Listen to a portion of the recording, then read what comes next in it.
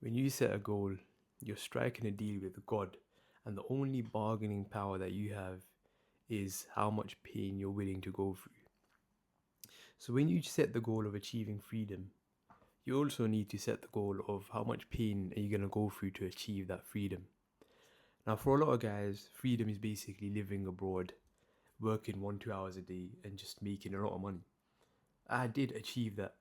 I was living in Thailand, working a couple hours a day, and making a shitload of money.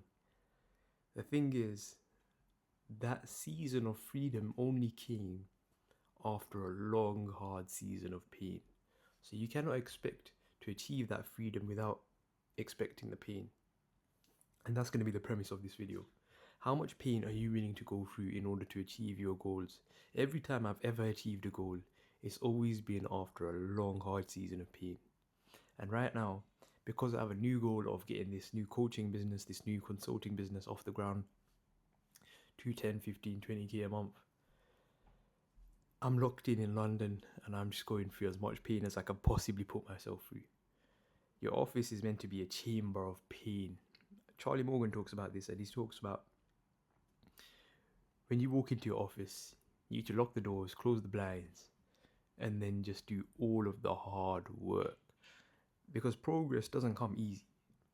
If your goal was easy to achieve, then everybody would have it. But your goal is hard for a reason. It's because God is testing you and checking if you're deserving of that goal. And if you're not deserving of that goal, then you'll never achieve it. The only way you become deserving of something is by putting yourself through enough pain to deserve it. Now, even before I went to Thailand, moving to Thailand, I actually started my new agency in Thailand, and I managed to get 15k a month within 2 months. The only reason I think it managed to take off so fast was partly because moving to Thailand was one of the hardest things I ever did. I knew from the get-go that I needed to focus in order to achieve this goal that I had. I knew there was guys making 10, 15, 20k a month and I wasn't, and I was thinking, how the fuck are they doing it and why can't I? So I knew that someone like me would have to do something extreme in order to achieve an extreme goal. So I did the extreme thing of leaving my family behind and moving to the other side of the world alone to start this brand new agency. I didn't know what I was doing at the time. Nobody else knew what I was doing at the time. Some of them thought I went mad. Some of them respected it. But it fucking paid off. But it was the hardest thing that I ever did. I'd never done a solo trip like that before, and the first time I did it was fucking moving away. I didn't know anyone in Thailand. I didn't know anyone in that fucking time zone. So I was truly alone, and it was the hardest thing I ever did for like a good few weeks, up until you meet people and then it becomes fine. But the fact that I put myself through that pain in order to achieve my goal meant that God saw that, and God was willing to reward me for putting myself through that. Because it might not be the hardest thing in the world for you to leave your family behind, but for me it really was. So I think I broke the pain threshold by moving away and by sacrificing everything in order to achieve this one goal. Now that's another thing, sacrifice. When you set a goal, you need to understand that your goal requires sacrifice. If you don't sacrifice for your goal, then your goal becomes the sacrifice. I'm a big believer in living in seasons and living in extreme seasons. Right now I'm in an extreme work season where I work and I don't do much else. And this is the only times I've ever made progress in business was when I live like this. When I work and I don't do much else, you have to sacrifice for your goal. And the reason why you have to sacrifice for your goal is because the only way you're going to make any progress in your goal is by going all in. Especially people like us, if you're watching a video like this, then the only way you're going to make progress in your goal is by going all in. You've probably had a goal in mind for the past 5 months, but you haven't made any progress towards it. And you think you're doing enough to move towards it, but you're not, because you're not going all in. You still have that 1-2 things that you just haven't given up yet. So what are those 1-2 things that you just haven't given up? Those are the things that are holding you back. You probably gave up 80% of the things that you needed to. You probably sacrificed all of the bad habits. You probably sacrificed going out, drinking, partying, whatever, going out with your friends. But for goals like financial freedom, it requires more than that. You need to start sacrificing even the good habits, things like going to the gym every day, things like reading for 4 hours a day. Our goals are extreme, and extreme goals require extreme sacrifice.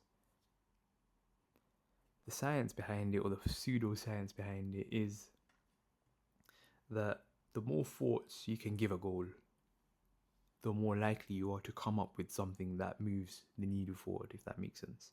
So even if you don't have work tasks written out for your 12-hour workday, even you just sitting there thinking about what to do is work, and that will lead you to more progress than anything else would. So you just need time thinking about the work. If you've been struggling, if you've been plateaued, if you haven't been making money, then you need to enter one of these extreme work seasons. Set out 12 hours a day to just work.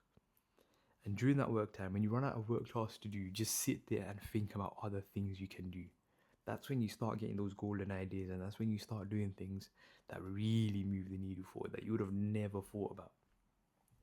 Now, the reason why I say you need to sacrifice good habits like the gym or reading for 4 hours a day, although reading is really good, and I'll get into that, the gym, especially weightlifting, it fries your brain, and it is directly linked to making you dumber and making you make worse decisions. And goal achievement is basically decisions. The only reason you haven't achieved your goal as of yet is because you haven't made enough good decisions in your life to achieve that goal. The only way you make good decisions is by optimizing your brain, and weightlifting is the opposite of optimizing your brain. Weightlifting leads you to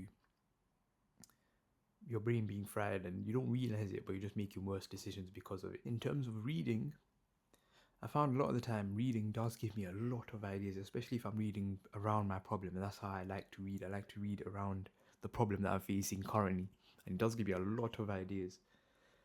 But when you have reading as a work task, it can lead to procrastination. You can easily just start reading and pretending that's doing the work when it's not really work. Reading should be done in your spare time and not as a work task, because your brain will automatically go for the easiest thing it can go to.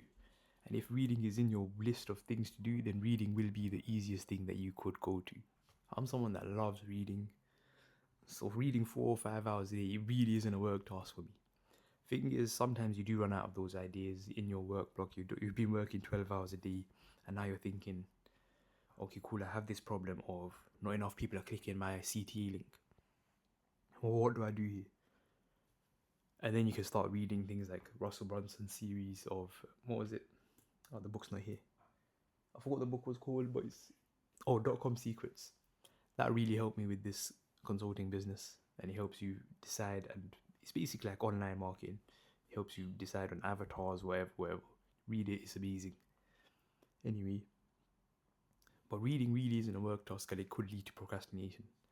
It links back into doing the hard work. You need to do the hard work, and if reading isn't hard, then it probably isn't the thing that's going to drive you forward.